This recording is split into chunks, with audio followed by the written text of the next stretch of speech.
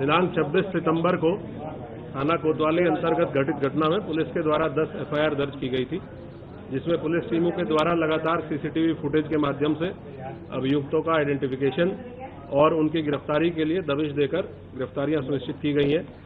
इस क्रम में आज कुल 28 अभियुक्त गिरफ्तार किए गए हैं, जिसमें थाना कोतवाली की पुलिस टीम के द्वारा 13 अभियुक्तों को गिरफ्तार किया गया है।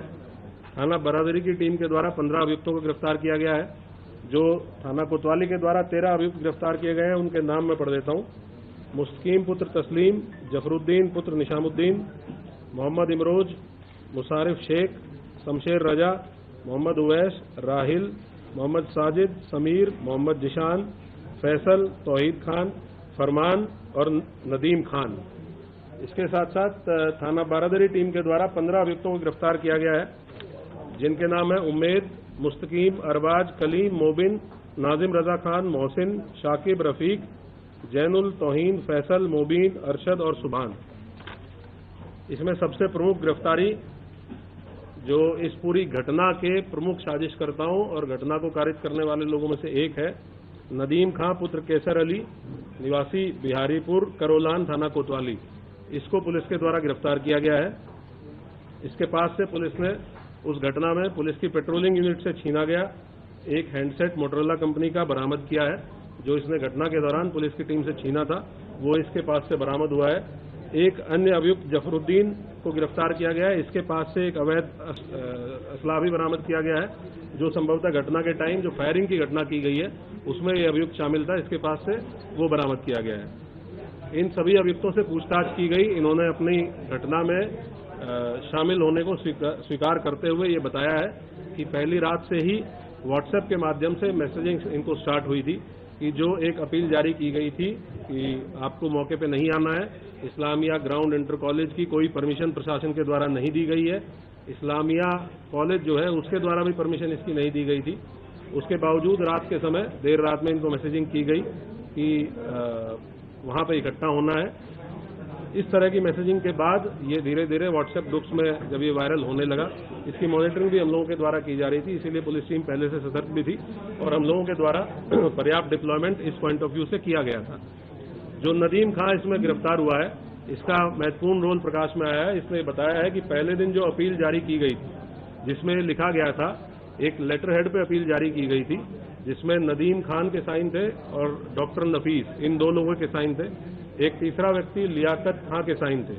लियाकत इनकी पार्टी का एक पदाधिकारी है, लेकिन इन दोनों के द्वारा लियाकत का फर्जी साइन करके और वो लेटर हेड इनके द्वारा जारी किया गया था। ये इन्होंने बताया है पूछताछ में, प्राथमिक पूछताछ में। इसको क्रॉस चेक कराने के लिए हम लोगों ने लियाकत के लिए भी अपनी टीम लगाई है, वो हिरासत में लेकर इसको क्रॉस चेक करेंगे। ये अपील जारी करने के बाद नदीम के द्वारा आईएमसी के व्हाट्सएप ग्रुप में लगभग 1:30 बजे के आसपास ये सूचना प्रसारित की गई कि जो अपील जारी की गई है, उस अपील का फोटो डालते हुए ये सूचना प्रसारित की गई कि ये अपील पे हम लोगों के सिग्नेचर नहीं है और ये सिग्नेचर फर्जी है। तो ये पुलिस और पब्लिक दोनों को गुमराह करने का प्रयास इसके द्वारा किया गया। हमारी जो मीडिया सेल थी, साइबर सेल थी, इनके पास ये तत्काल सूचना आ चुकी थी रात के टाइम ही, और हम लोगों ने उसी टाइम इस पर काम करना शुरू कर दिया था कि जिस व्यक्ति ने साइन करके अपील 2-2.5 घंटे पहले जारी की है, मीडिया हाउसेज को भेजी है, प्रिंट मीडिया को भेजी है, वही व्यक्ति अपना जो इन हाउस व्हाट्सएप ग्रुप है संगठन का, उस ग्रुप पे अपने मोबाइल नंबर से ये लिख रहा है कि ये अपील फर्जी है और इस पे हम लोगों के सिग्नेचर नहीं है। तो इस तरीके से इनके द्वारा पुलिस प्रशासन और पब्लिक तीनों को गुमराह करके और इस घटना में लोगों को प्रतिवाद करने के लिए उकसाने का प्रयास किया गया। उनके साथ कुछ और भी अन्य साथी इस पूरी प्लानिंग में शामिल थे। उन लोगों के भी नाम हम लोगों की इन्वेस्टिगेशन में प्रकाश में आए हैं, उनको भी हम लोग अतिशीघ्र गिरफ्तार करेंगे। इसके साथ साथ और भी जितने अभियुक्त हैं, इसमें 2 तरह के बेसिकली अभियुक्त हैं जिन पे हम लोग काम कर रहे हैं। एक ऐसे लोग जो पर्दे के पीछे रह के इस साजिश को अंजाम देने में लगे हुए थे और जिनके द्वारा ये साजिश रची जा रही थी, और ऐसे लोग जो मौके पे आके जिनके द्वारा पुलिस के साथ, प्रशासन के साथ नियम कानून को तोड़ा गया, पथराव किया गया। इन सभी की गिरफ्तारी हम लोग लगातार कर भी रहे हैं और आगे भी गिरफ्तारी सुनिश्चित कराएंगे। कहाँ से गिरफ्तार हुआ था और जब नदीम को गिरफ्तार किया गया उसने क्या बताया, वो क्यों भागा हुआ था, कहाँ भागा हुआ था? नदीम को हैंडसेट छीनने के पीछे मकसद क्या था? हैंडसेट छीनने के पीछे एक ही मकसद होता है, जब भी इस तरह की घटनाओं में हैंडसेट छीना जाता है वो ये आदमी ये देखना चाहता है कि पुलिस क्या बातचीत कर रही है, क्योंकि वो हम लोगों का एक ऐसा चैनल है जिसमें हम लोग फोर्स को कहाँ पे भेजना है, किस तरीके से भेजना है, इस तरह की चीज़ें या कोई घटना अगर होती है उसका भी प्रसारण वायरलेस सेट पे किया जाता है। तो संभवतः यही एक मकसद रहा होगा कि इसके द्वारा। और दूसरा ये भी है कि अगर पुलिस के जो हमारा पेट्रोलिंग यूनिट है उसके पास से हैंडसेट चला जाएगा तो वो पेट्रोलिंग यूनिट फिर कम्युनिकेट नहीं कर पाएगी कंट्रोल रूम के साथ, तो जिससे कि पुलिस का जो अलग अलग पेट्रोलिंग पार्टीज हैं उनको अलग अलग किया जा सके। इसके पीछे संभवतः यही एक मकसद रहा होगा। नदीम को थाना क्षेत्र कोतवाली से ही गिरफ्तार किया गया है और इसके और भी जो अन्य साथी हैं, कुछ ऐसे नाम हैं जो इसने हम लोगों को बताए हैं, जो प्रकाश में आए हैं इनकी पूछताछ से, उनके लिए भी हमारी टीमें लगी हुई हैं। जल्दी ही गिरफ्तारी सुनिश्चित करेंगे। सर, ये जो व्हाट्सएप से कॉल करके किस तरह से लोगों से बात की थी, कितनी कॉलें हुई थी, कितने मैसेज हुए थे लोग भड़काने के लिए? जो 2 लोग जेल गए हैं, फरत और फरमान, जो फाइक एनक्लेव में रहने वाले हैं, फरत और फरमान का बहुत महत्वपूर्ण रोल था अगले दिन सुबह वीडियो को सर्कुलेट करने में। जो सुबह 10 बजे एक वीडियो सर्कुलेट की गई कि किसी भी प्रकार का कोई कार्यक्रम वापस नहीं किया गया है और पूर्व निर्धारित तरीके से कार्यक्रम होगा, इस वीडियो को बनाने में और उसको सर्कुलेट करने में और लोगों को फोन कर करके व्हाट्सएप के माध्यम से ये अवगत कराने में कि भाई आपको इकट्ठा होना है। इसमें जो फरत नाम का व्यक्ति है जो जेल गया है, फाइक एनक्लेव का रहने वाला, और उसका लड़का फरमान, इन दोनों लोगों की बहुत महत्वपूर्ण भूमिका थी। ये ऑलरेडी जेल जा चुके हैं।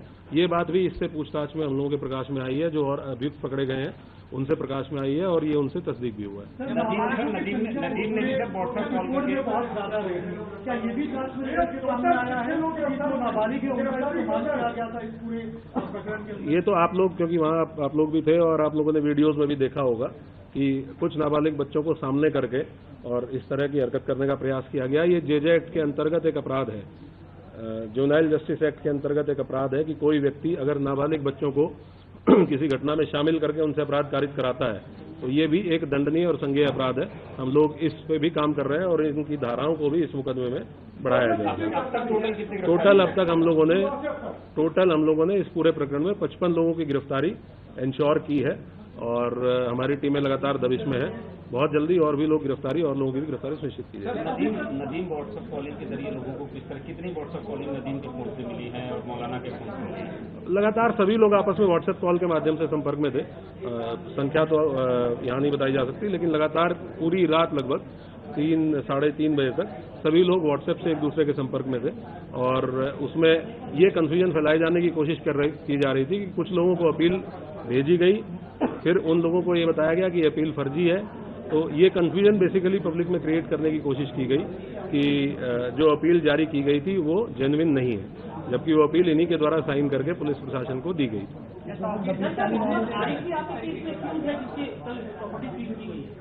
अभी इस नाम का कोई व्यक्ति हमारा नामजद अक्यूज नहीं है, ना ही इस नाम के किसी व्यक्ति को हम लोगों ने न्यायिक हिरासत में जेल भेजा है। बाकी जो अज्ञात व्यक्ति हैं उनके संबंध में पड़ताल और विवेचना हमारी की जाती है।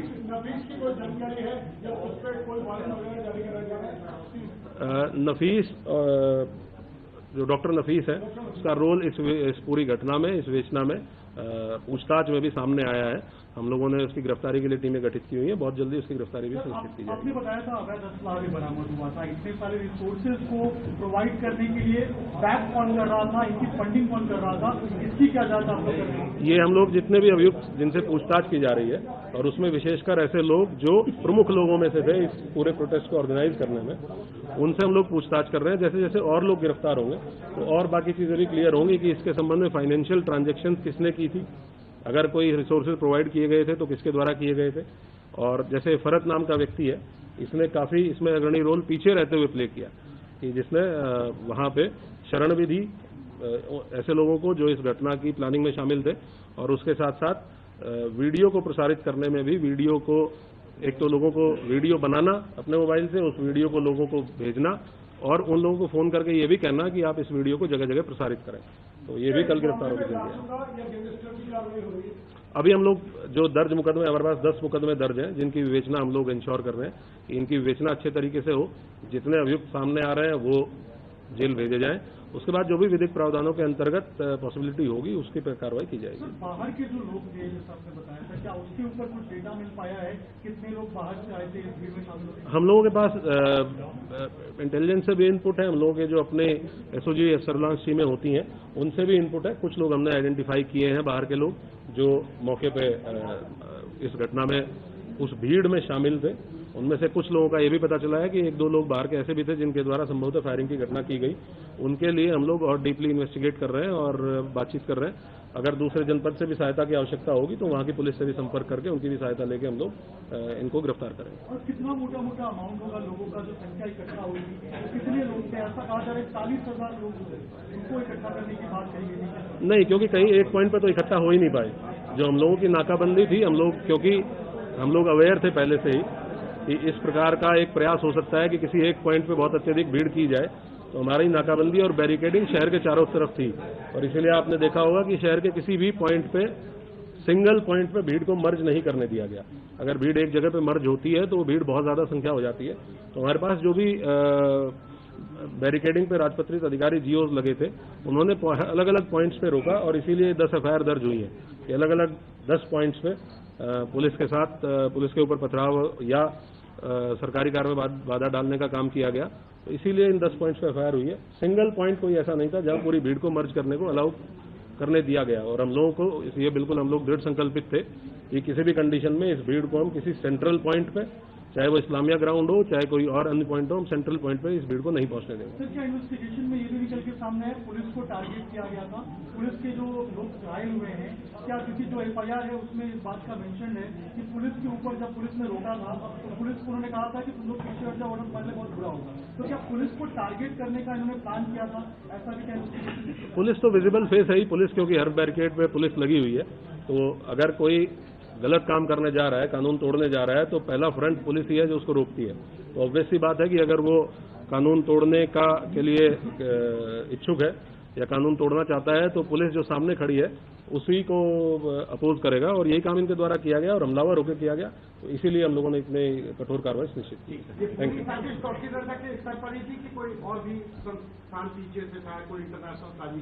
जैसे मैंने आपको बताया कि एक ऑर्गेनाइजेशन के द्वारा एक कॉल दी गई थी, आईएमसी नाम के ऑर्गेनाइजेशन के द्वारा। जो कुछ लोग गिरफ्तार हुए हैं उसके पदाधिकारी हैं, कुछ और लोग हैं जिनकी गिरफ्तारी शेष है। हम लोग सभी को अकाउंट 4 करेंगे और जो भी लोग इसमें शामिल थे, अगर कोई अन्य तथ्य प्रकाश में आएगा तो मैं आपके साथ शेयर करूंगा। पार्षद भी गिरफ्तार हुआ है?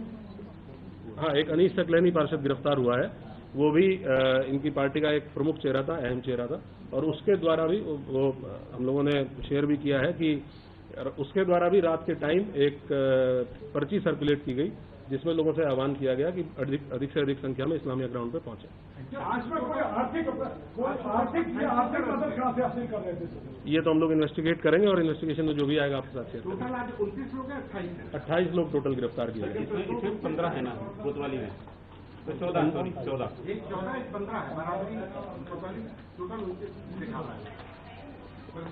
नहीं, कुछ अभियुक्त ऐसे हैं जो दोनों मुकदमों में कॉमन है। तो हो सकता है इस वजह से प्रेस नोट में, क्योंकि दोनों अलग अलग थानों के प्रेस नोट है, तो ये हो सकता है कि दोनों के प्रेस नोट में आ गए। टोटल 55 अभियुक्त गिरफ्तार किए गए। 28 टोटल 55 अभियुक्त गिरफ्तार हुए हैं। आज से पहले तक 27 और 28 अभियुक्त टोटल 55। ये मैं शेयर करूंगा आपकी।